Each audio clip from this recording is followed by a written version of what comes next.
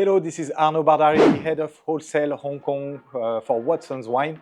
I'm also a Master Sommelier, and today we're going to talk about the different ways to open bottles. So please like, comment, share and subscribe, and let's start. So here I have Watson's Wine bottle opener, pretty classic, user-friendly, and easy to use. We've got also, as I mentioned, at home, you probably have this one. Not going to use it today, but to show you an even easier system, because the more you screw, the more the arms of the bottle opener will go up, and then you just have to press both of them down to lift the cork inside the bottle. But to come back to our classic bottle opener, so very easy, all bottle opener will have a blade. Here to open it, historically, please always cut the foil, let's say under, you've got the ring of the bottle, and then it's pretty easy. You will take your screw backwards, you push it inside slightly and start turning, and normally after certain amount you should always end up with the screw completely inside the cork and the bottle opener, let's say, facing that angle. So the first one and then the second one. Here what you don't want to do is to make that very nice noise that could be quite disturbing. So as soon as it's almost at the end, you just turn and bend slightly the cork on the side to avoid that noise. And then that's it, pretty easy. That is what you use for very old bottles, like damaged cork. Bottles that had been lying down for centuries or decades in your cellar. You know, the cork tends to be quite fragile. It will be at all time in contact with the wine for 10, 20, 30 plus years. So it's this very cool gadget. So obviously to start, you will always and at all time remove the cap of the wine. Here, if you have a very old bottle, it tends to be quite dusty, moldy. So again, if you don't want to have that mold in contact with the wine, usually what you do, you just wipe it slightly with a clean cloth, and it's more than enough. So when I started, I always used to have that type of B blade. They're also incredibly good. However, what Durand has done is just incorporating both the classic opener and the B blade. So on top of that, what they have is a screw which is slightly longer and slightly thinner. So I don't know if you can actually see the difference between both of them. So that screw will make you and help you to go completely down to very long cork, and also the fact that it's quite thin, you will not break them. So again, Durand to use. So Durand, that's the brand name. To use it, you will first take the screw, go completely inside and gently. It's true, you always hear sometimes people saying, oh no, we shouldn't go completely through the cork, etc. But again, when you've got a very old bottle, you must and you have to do it. Then to use the other part, so we're completely inside the cork with the screw. To use that part, you got like two different legs. You always take the longer one and you start on one side up, one side of the cork. So you push it slightly down, and then with the second leg, you go also inside. And then the system is pretty simple. So please do not push it straight and forward, but you just bend it from one side to another while pushing slightly, and it will literally go inside. Then you've got both, let's say, inside the cork.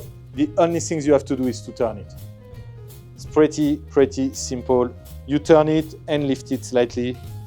Again, by the end, most of the time when you're right here and you've got very old cork, it might break. You can see sometimes like some small scratch in it.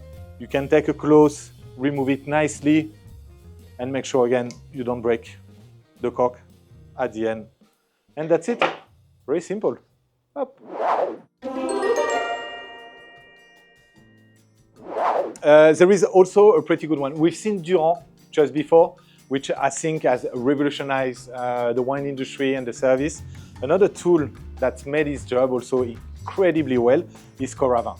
So the system is, again, pretty simple. Even though it looks a bit strange at the beginning for the first time you're going to carry it and use it. So there is that needle that, I don't know if you can see it, but right there, that literally goes through the cork. So what you want with that device, and what the device does, is to inject argon gas that's completely neutral and avoid oxygen in the bottle. So that needle will go through the cork.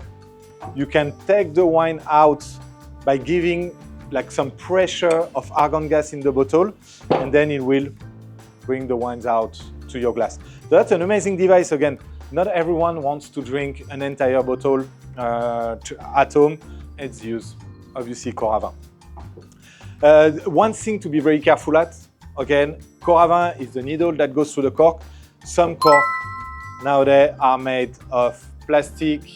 Some of them will have a small tap, let's say a bit of a hard plastic, and be careful not to do that on screw caps. So they have models that work for screw caps, where you literally open the cap, change to their own closure, and then use the Coravin. You got some models which are pretty good for sparkling wines also. And same, instead of injecting argon, is like CO2. People are always debating how long Coravin will keep the wines in the bottle. I've tested some, honestly, after 6-8 months that were preserved perfectly. Again, it depends how you preserve it. If you need to preserve it after usage, most of the time you will wait a few minutes, time for the cork to retack and get its original position, and then boom, lying down again in your cellar. To make sure you know that the system is in place, again, make sure the needle is screwed fairly, and then you just press here. As soon as you hear the gas going out, that means it works. Nowadays, Coravin makes it very simple. You clearly go straight into it. What I would recommend for anyone using it, it's before you go in the cork, there is always like a very, very tiny amount of oxygen in the needle. So press a little bit and go straight into it. And then pretty simple, as we mentioned, you just press to inject the gas in the bottle. So again, you want to press it again. So on the recent devices of Coravin, if you press halfway through, I don't know if you can see it, I'm not injecting gas now in the bottle, but just like stopping the wine. Now we inject a bit of gas.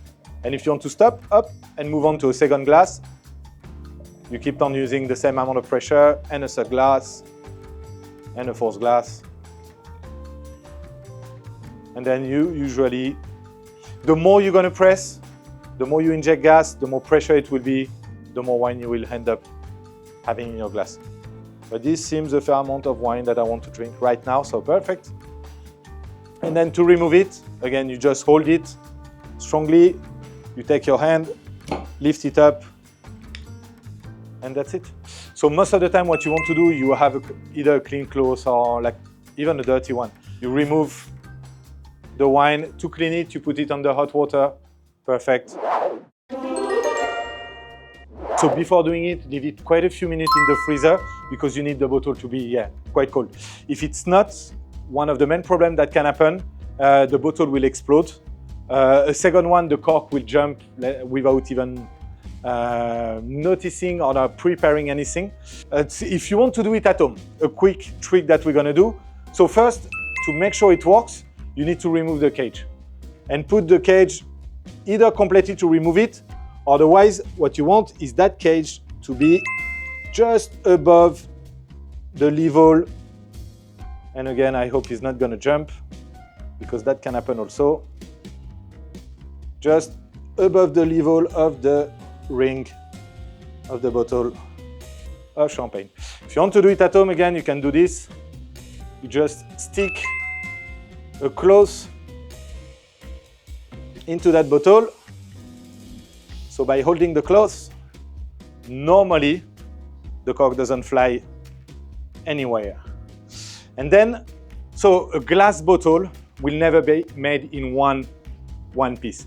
You always have a thin line, like we can see here. I don't know if you can see it through the camera, but there is that thin line where you can see the two pieces of glass that are agglomerated and stick one to another. So that makes the most fragile, let's say, part of the bottle that you want to hit. And you need to have blade. Some people will do it with spoon, credit card, shoes. You see quite a few fun tools for it, but you want your blade to slide against the bottle and hit pretty strongly the top, which is just here. So chuck, and that's it. Please like, comment, share, and subscribe, and I see you soon for our Watson's Wine Hour.